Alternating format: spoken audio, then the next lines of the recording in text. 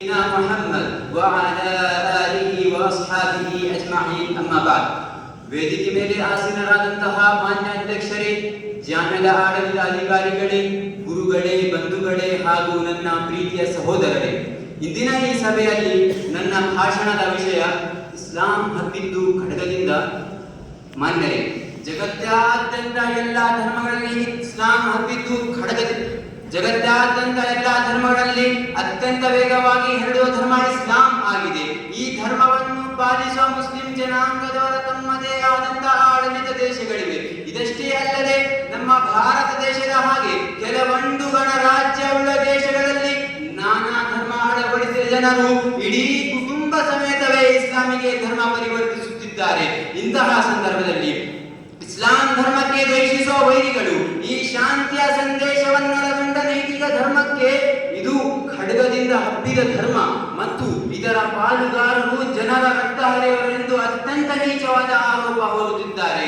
ಓ ಮಾನವ, ಒಮ್ಮೆಯಾದರೂ ನೀನು ಈ ದಿವ್ಯ ಗ್ರಂಥವನ್ನು ಓದಿದ್ದರೆ ನಿನಗೆ ತಿಳಿಯುವುದು, ಅಲ್ಲಾಹನು ಲಾ ಇಕ್ರಾಹ ಫಿದ್ದೀನ್ ಎಂದು ಇಸ್ಲಾಂ ಧರ್ಮದಲ್ಲಿ ಪ್ರವೇಶಿಸಲು ಯಾವುದೇ ತರಹದ ದೌರ್ಜನ್ಯ ಮತ್ತು ದಬ್ಬಾಳಿಕೆ ಇಲ್ಲ ಎಂದು ಸ್ಪಷ್ಟಪಡಿಸಲು. ಒಂದು ವೇಳೆ ಇದೇನಾದರೂ ರಕ್ತವನ್ನು ಹರಿದು ಖಡ್ಗದಿಂದ ಹಬ್ಬಿದ ಧರ್ಮವಾಗಿದ್ದರೆ ಮಕ್ಕದವರ ಭೂಮಿಯಲ್ಲಿ ಮೊಹಮ್ಮದ್ ಎಂಬ ಒಬ್ಬ ವ್ಯಕ್ತಿಯು ಅಲ್ಲಾಹನ ಪ್ರವಾದಿತ್ವ ಮತ್ತು ಅದರ ಸಹಾಯವಿಲ್ಲದೆ ಏಕನಾಗಿ ಇಡೀ ಅರಬ ದೇಶವನ್ನು ಆಳುವುದಕ್ಕೆ ಸಾಧ್ಯವಾಗುತ್ತಿರಲಿಲ್ಲ. ಒಂದು ವೇಳೆ ಇದೇನಾದರೂ ರಕ್ತವನ್ನು ಹರಿದು ಖಡ್ಗದಿಂದ ಹಬ್ಬಿದ ಧರ್ಮವಾಗಿದ್ದರೆ ಅಲ್ಲಾಹನು ಮನ್ ಕತಲ ನಫ್ಸನ್ ಬಿಗೈರಿ ನಫ್ಸಿನ್ ಔ ಫಸಾದಿನ್ ಫಿಲ್ ಅರ್ದಿ ಫಕಅನ್ನಮಾ ಕತಲ ಅನ್ನಾಸ ಜಮೀಅ ಎಂದು ಒಬ್ಬ ಮಾನವನ ಅನ್ಯಾಯ ಕೊಲೆಗೆ ಇಡೀ ಮಾನವ ಕುಲದ ಕೊಲೆ ಎಂದು ಸೂಕ್ತಪಡಿಸಿ ಕೊಲೆ ಮತ್ತು ದಂಡಗಳನ್ನು ನಿಲ್ಲಿಸುತ್ತಿರಲಿಲ್ಲ. ಒಂದು ವೇಳೆ ಈ ಧರ್ಮವು ಭೂಮಿಯ ಮೇಲೆ ಹಿಂಸೆ ಮತ್ತು ಆತಂಕವಾದಿತ್ವದ ಪ್ರತೀಕವಾಗಿರುತ್ತಿದ್ದರೆ ಎಂದಿಗೂ ಪ್ರವಾದಿ ಸಲ್ಲಲ್ಲಾಹು ಅಲೈಹಿ ವಸಲ್ಲಂ ರವರು من كان يؤمن بالله واليوم الآخر فلا يؤذي جاره ಎಂದು ನೆರೆಯವರಿಗೆ ಯಾವುದೇ ರೀತಿಯ ತೊಂದರೆ ಮತ್ತು ಕಿರುಕುಳ ನೀಡುವುದು ಈ ಸತ್ಯ ವಿಶ್ವಾಸದ ವಿರುದ್ಧವೆಂದು ಈ ಅನ್ಯಾಯದ ಜೊತೆ ಹೋರಾಡುತ್ತಿರಲಿಲ್ಲ. ಒಂದು ವೇಳೆ ಶಾಂತಿಯ ಪ್ರತೀಕವಾದ ಧರ್ಮಕ್ಕೆ ನೀನೇನು ಹಿಂಸೆ, ಕೊಲೆ ಮತ್ತು ದಬ್ಬಾಳಿಕೆ ಧರ್ಮವೆಂದು ಆರೋಪಿಸುತ್ತಿದ್ದೆವೋ ಇದೇನಾದರೂ ನಿನ್ನ ಭಾವನೆಗಳೇ ಸರಿಸಮಾನವಾಗಿರುತ್ತಿದ್ದರೆ ಎಂದಿಗೂ ಪ್ರವಾದಿ ಸಲ್ಲಲ್ಲಾಹು ಅಲೈಹಿ ವಸಲ್ಲಂ ರವರು إني حرمت الظلم على نفسي وجعلته بينكم محرما فلا تظالموا ಎಂದು ಅಲ್ಲಾಹನು ತನ್ನ ಮೇಲೆ ದೌರ್ಜನ್ಯವನ್ನು ನಿಷೇಧಿಸಿ ನಮ್ಮನ್ನು ಪರಸ್ಪರ ಪ್ರೀತಿಯಿಂದ ಜೀವನ ಸಾಗಿಸುವುದಕ್ಕೆ ಆಜ್ಞಾಯಿಸಿದನೆಂದು ಹೇಳುತ್ತಿರಲಿಲ್ಲ.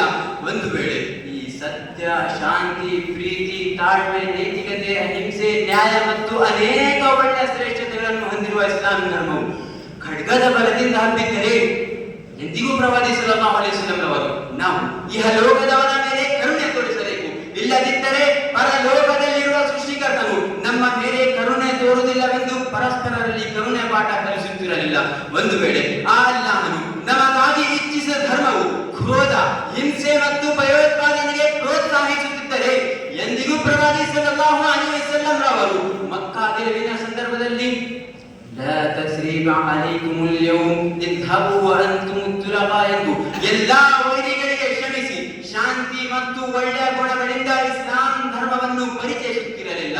ಮಾನ್ಯರೇ, ಈ ಎಲ್ಲಾ ಮಾತುಗಳಿಂದ ನಮಗೆ ತಿಳಿದು ಬರುವುದು ಎಂದರೆ ಇಸ್ಲಾಂ ತನ್ನ ಒಳ್ಳೆಯ ಗುಣಲಕ್ಷಣೆ, ಚರಿತ್ರೆ, ಪ್ರೀತಿ ಮತ್ತು ನೈತಿಕತೆಯಿಂದ ಹರಡಿದ ಧರ್ಮ.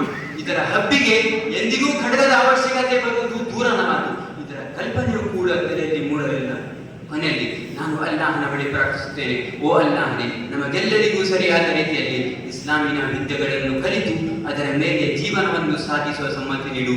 ಆಮೀನ್. ಅಸ್ಸಲಾಮು ಅಲೈಕುಂ ವರಹ್ಮತುಲ್ಲಾಹಿ ವಬರಕಾತುಹು.